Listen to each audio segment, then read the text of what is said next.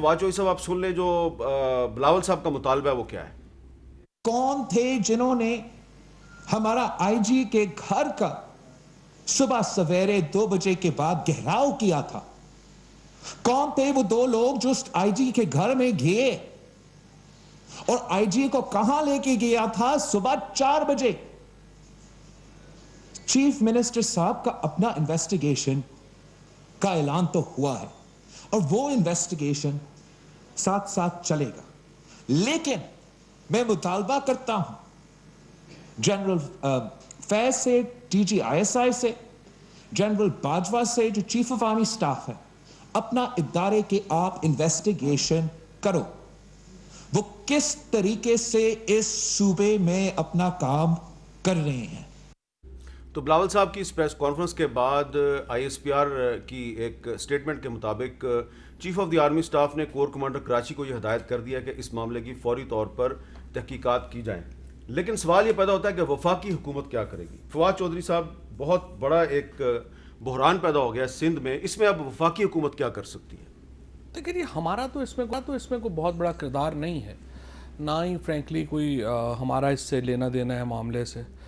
ये अगर आप सीक्वेंस ऑफ इवेंट्स देखें, पहले इसमें जाके जो कैप्टन सफदर साहब ने जो वहाँ पे एक तमाशा लगाया, जिस किस्म की हुल्लड़बाजी की, उसके ऊपर एक पब्लिक रिएक्शन आया। पूरा सोशल मीडिया आप उठा के देखें, सब लोगों ने इस मामले को कंडेम किया और कहा कि उसको वहाँ पे सियासत के लिए, अटकेलियों के लिए, हुल्लड़बाजी के लिए जो कायद-ए-आज़म मोहम्मद अली जिन्ना का मज़ार है, वो बड़ा हमारे लिए बहुत ही एहतराम का एक जगह है, वहाँ पे ये सब कुछ कब्र के ऊपर जो है वो बिल्कुल नहीं होना चाहिए था।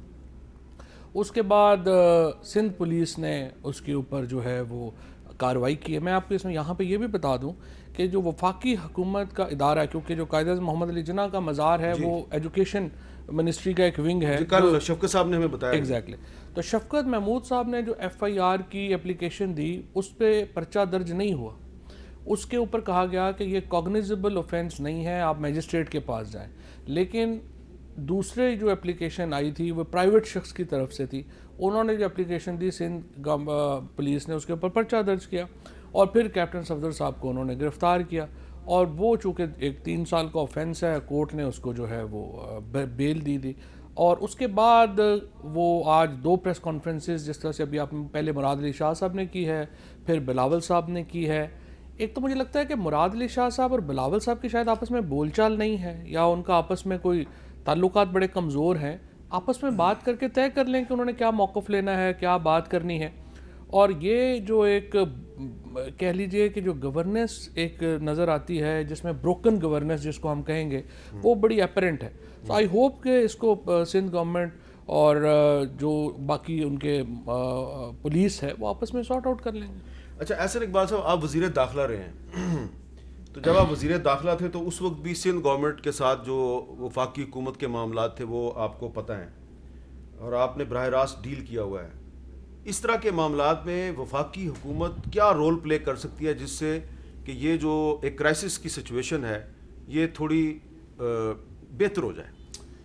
बिस्मिल्लाहिर्रहमानिर्रहीम। हामिद साहब, देखिए, सबसे पहले तो मैं ये कहूँगा, बड़े अदब से हमारे कुलीग हैं फवाद साहब, ये अभी तक कैप्टन सफदर के नारेबाजी पे बैठे हैं। उन्होंने जो नारे लगाए थे वो वोट को इज़्ज़त दो, मादर मिल्लत जिंदाबाद का लगाया था। इसे हुल्लड़बाजी आप नहीं कह सकते। बात उससे बहुत बढ़ गई है।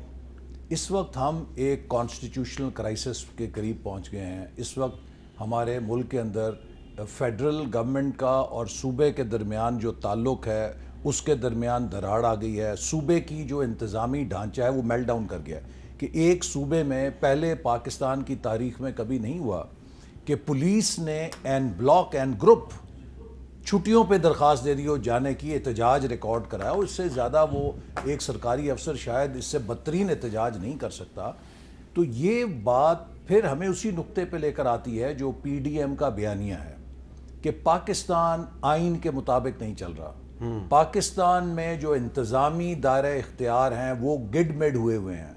इनमें क्लैरिटी लाने की ज़रूरत है। ये किसी के लिए भी अच्छे नहीं हैं, ना सिविल इदारों के लिए अच्छे हैं और ना हमारे कौमी इदारों के लिए अच्छे हैं। अब आप देखिए कि इस पूरे एपिसोड के जो शेडोज़ कास्ट हो रहे हैं, मैं नहीं समझता कि वो किसी भी लिहाज से किसी इदारे के लिए خوشگوار ہوں گے یا خوش آئند ہوں گے.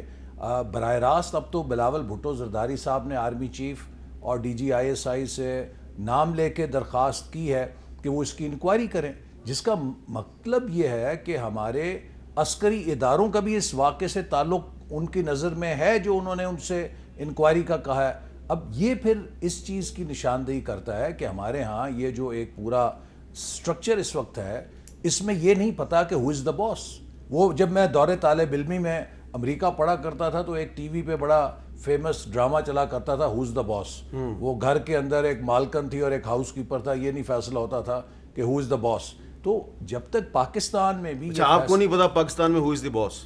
ساری قوم کو پتا ہے، صرف آپ کو نہیں پتا. ہم تو بہت بھولے لوگ ہیں. بہت ہی بھولے ہو تسی.